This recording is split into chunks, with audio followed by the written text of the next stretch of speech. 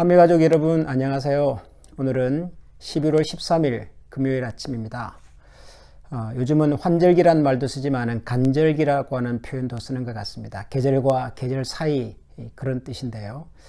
지금이 딱 그런 것 같습니다. 가을이 지나고 겨울로 접어드는 이 간절기, 이때 우리가 건강관리가 참 쉽지가 않습니다. 더군다나 코로나 바이러스뿐만 아니라 독감 유행 또 주의보도 함께 내려져 있는 상황이기 때문에 그 어느 때보다도 우리의 건강관리가 아주 중요한 시기인 것 같습니다. 아무쪼록 우리 모든 성도님들이 다시 만나서 예전처럼 기쁨의 예배를 드릴 수 있는 그날이 올 때까지 우리 각자 있는 곳에서 개인은 물론이고 우리 주변의 가족과 또 이웃과 또 성도들의 안전과 건강을 위해서 관심과 기도로 함께 해주시기를 부탁드립니다. 오늘 우리에게 주시는 하나님의 말씀입니다. 신약성경 로마서 4장 9절에서 17절까지 말씀을 오늘 같이 묵상하도록 하겠습니다. 로마서 4장 9절에서 17절 말씀, 제가 먼저 9절부터 12절까지 말씀을 봉독하겠습니다. 그런즉 이 복이 할례자에게냐 혹은 무할례자에게도냐? 무릇 우리가 말하기를 아브라함에게는 그 믿음이 의로 여겨졌다 하노라. 그런즉 그것이 어떻게 여겨졌느냐? 할례시냐 무할례시냐? 할례시가 아니요 무할례시니라. 그가 할례표를 받은 것은 무할례시의 믿음으로 된 의를 인친 것이니 이는 무할례자로서 믿는 모든 자의 조상이 되어 그들도 의로 여기심을 얻게 하려 하심이라. 또한 할례자의 조상이 되었나니 곧 할례 받을 자에게뿐 아니라 우리 조상 아브라함이 무할례시에 가졌던 믿음의 자취를 따르는 자들에게도 그러하니라. 12절까지 말씀을 읽었는데요. 어제 우리가 나누었던 하나님께서 아브라함을 믿음으로 의롭게 여겨주셨던 바로 그 복이 아브라함이 할례를 받았을 때냐 아니면 할례를 받지 않았을 때냐에 대한 질문을 하고 있습니다. 모리아산에서 아브라함이 아들 이삭을 하나님께 드림으로써 하나님께서 아브라함을 의롭다고 여겨주셨던 그 일은 아브라함이 할례라고 하는, 할례는 아시는 것처럼 모든 유대인 남자들이 태어난 지 8일 만에 하나님의 약속의 자녀라고 하는 것을 나타내기 위해서 신체의 일부를 잘라내는 그런 예식이지요. 근데 그 할례라고 하는 예식은 아브라함이 아들 이삭을 모리아산에서 하나님께 드리고 난 이후에 무려 14년이 지난 다음에 만들어진 제도입니다. 당연히 아브라함이 모리아산에서 이삭을 하나님께 드릴 때는 할례를 받기 이전이지요.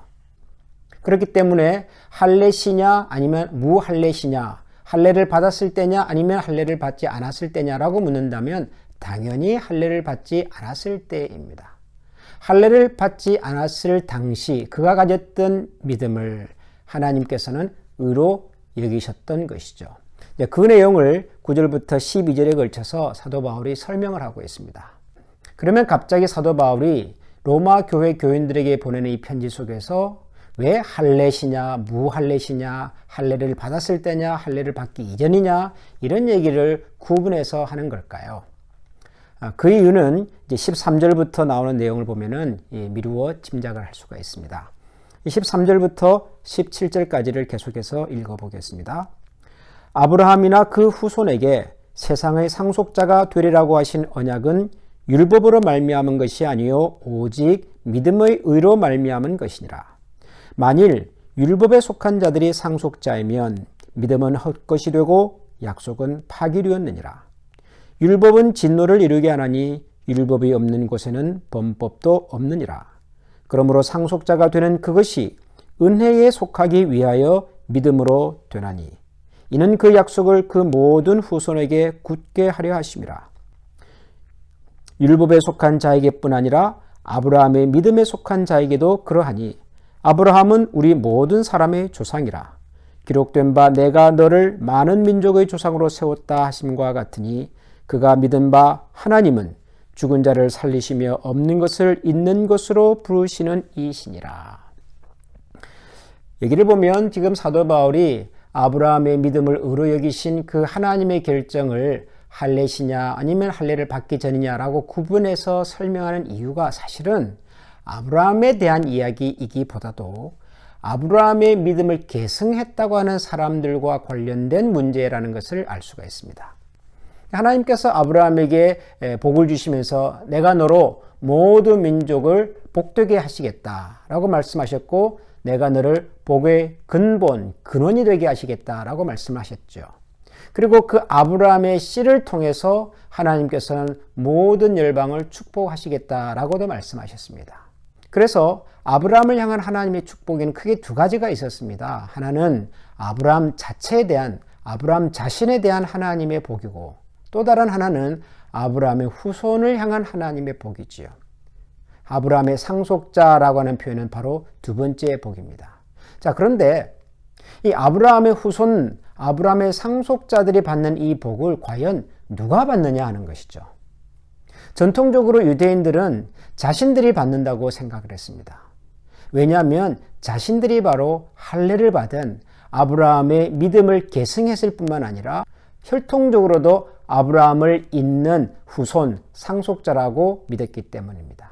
이 말은 유대인들처럼 어려서 할례를 받고 전통적으로 유대인으로 살아온 사람만이 아브라함의 후손으로서, 아브라함의 상속자로서 아브라함에게 주셨던 그 하나님의 축복을 누릴 수 있는 자격이 있는 사람들이다 라는 주장을 뒷받침하는 생각이지요. 그런데 여러분, 이것은 아브라함을 의로 여기신 하나님의 최초의 결정으로 돌아가 보면 전혀 사실이 아니지요. 왜냐하면 원래 하나님께서 아브라함의 믿음을 의로 여기셨던 그 장면으로 돌아가 보면 그때 아브라함은 할례를 받았을까요? 받지 않았을까요? 당연히 할례를 받지 않았습니다. 할례를 받지 않은 상태의 아브라함, 할례를 받지 않았지만 그럼에도 불구하고 그가 가졌던 믿음을 하나님께서는 의로 여기셨고 그 의로 여기신 아브라함과 그 후손들에게 주신 축복이 바로 우리가 알고 있는 아브라함의 복이란 말이죠. 그렇다면 아브라함 후손도 마찬가지 아니겠습니까? 비록 할례를 받지 못했다 할지라도 내가 할례를 받았느냐 받지 못했느냐가 하나님의 약속을 누리는 기준이 될 수는 없는 것이죠. 할례를 받았든 받지 않았든 하나님께서 우리에게 약속하신 것을 믿고 그 믿음을 따라 사는 모든 사람들에게는 아브라함의 후손, 믿음으로 말미암는 아브라함의 상속자들에게 주시는 하나님의 은혜와 복을 누릴 수 있다는 얘기입니다. 근데 이 얘기를 왜 사도 바울이 이렇게 장황하게 했을까요? 그 이유는 간단합니다. 사도 바울이 편지를 보내는 이 로마 교회 안에 바로 이런 분쟁과 나눔이 있었기 때문이지요. 어떤 사람들은 자기들이 할례를 받았다고 주장을 하면서 할례 받은 우리만이 하나님 은혜와 약속을 누리는 특별한 사람들이라고 생각을 했습니다. 그런가 하면 어떤 사람들은 우리는 비록 할례는 받지 않았지만 여전히 하나님의 약속을 믿는 사람들이고 그런 우리에게 믿음으로 주시는 하나님의 은혜와 복이 있다고 주장을 했습니다. 누가 맞을까요? 할례를 받은 사람들이 하나님 은혜와 약속을 받습니까? 아니면 할례를 받지 않은 사람들이 하나님 은혜와 약속을 받습니까? 다 받습니다. 다 하나님에 대한 신뢰와 믿음을 가지고 사는 사람들이라면 하나님 은혜와 약속, 축복의 대상이 되는 것이지요.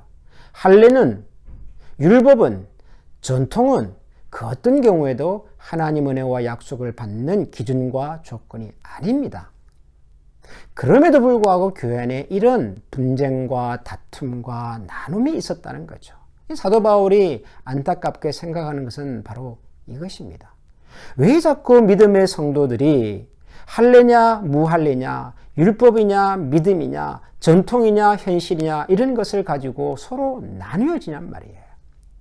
우리 신앙의 핵심과 본질은 하나님께서 우리에게 주신 은혜의 말씀, 약속에 근거한 것이지 그 어떤 외부적인 조건이나 형식이나 전통이 아닌데도 불구하고 왜 여전히 이런 문제를 가지고 다투고 싸우냐는 거죠. 사도 바울이 안타깝게 얘기했던 것은 바로 그것입니다. 사실 생각해 보면 지금도 교회 안에 이런 다툼과 분쟁들이 종종 있습니다.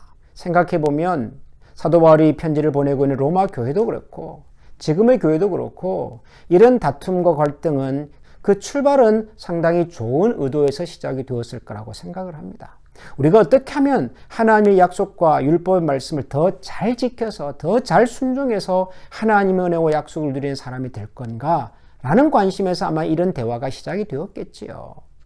그런데 하나님의 율법을 더 잘 믿고 더 잘 따르고 더 잘 배우기 위한 그 욕심 때문에 하나님의 말씀과는 전혀 상관이 없는 다른 기준을 가지고서 사람들을 나누고 그들의 마음의 아픔과 갈등을 주는 것이 얼마나 큰 피해인가 하는 것에 대한 깊은 생각과 자극이 부족했던 것 같아요. 잘해야죠. 열심히 해야죠.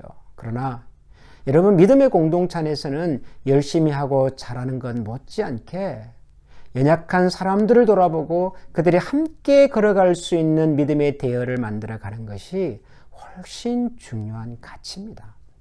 우리가 뭔가를 더 잘하기 위해서 노력하는 것 못지않게 누군가 다른 사람의 안전과 건강과 영적인 필요를 위해서 우리가 한 번 더 생각하고 필요하다면 한 걸음 양보하고 기다려주고 그래서 함께 걸어갈 수 있는 믿음의 공동체를 세워가는 것, 이것이야말로 하나님께서 우리 믿음의 교회와 공동체를 향하여 가지신 아주 중요한 기대와 관심이 아닐까 그런 생각이 듭니다.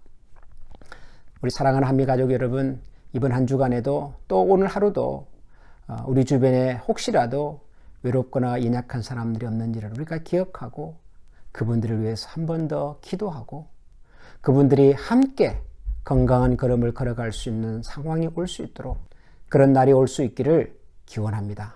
다 같이 기도하겠습니다. 하나님 감사합니다. 사도 바울의 오래된 글을 통해서 믿음의 공동체 안에 흔히 생길 수 있는 분쟁과 갈등을 저희들이 살펴보았습니다. 더 열심히 그리고 더 잘하기 위해서 가진 생각과 행동들이 때로는 더 열심히 잘하기 어려운 사람들의 마음과 그들의 상황 속에 또 다른 곤란함을 남길 때가 없지 않았음을 잘 압니다. 하나님, 바라옵기는 우리 모두의 마음 속에 서로를 한 번 더 기억하고 서로를 돌아보고 사랑과 믿음으로 서로를 격려하며 살아가는 신실한 공동체가 되게 하여 주시옵소서. 예수님 이름으로 감사하며 기도합니다. 아멘.